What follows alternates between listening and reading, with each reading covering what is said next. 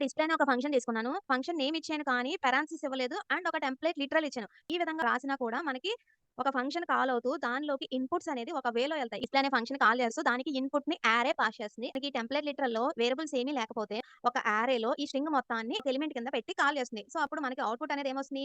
So, ఇక్కడ మనకి first element యారే ఎళ్తుంది కాబట్టి ఎక్స్‌లో యారే వస్తుంది. సెకండ్ ఎలిమెంట్ ఏమి పాస్ చేయట్లేదు కాబట్టి వైలో అన్‌డిఫైన్డ్ ఇక్కడ మనకొచ్చింది. టెంప్లేట్ లిటరల్‌లో 2 వేరియబుల్స్ ఇచ్చాను. లాంగ్1 ఒకసారి, లాంగ్2 ఒకసారి ఈ ఆర్డర్‌లో ఇచ్చాను. ఇప్పుడు మనకు అది ఎలా కన్వర్ట్ చేసుకుంటుంది అనంటే ఏ వేరియబుల్స్ ఉన్నా గాని ఆ వేరియబుల్‌కి లెఫ్ట్ సైడ్ ఉన్నది యారేలో ఒక ఎలిమెంట్, రైట్ సైడ్ ఉన్నది యారేలో ఒక ఎలిమెంట్ కింద ఇస్తుంది. కాబట్టి లాంగ్1కి లెఫ్ట్ సైడ్, రైట్ సైడ్ ఇలా వచ్చింది. నెక్స్ట్ లాంగ్2కి దీనికి లెఫ్ట్ సైడ్ ఏముంది?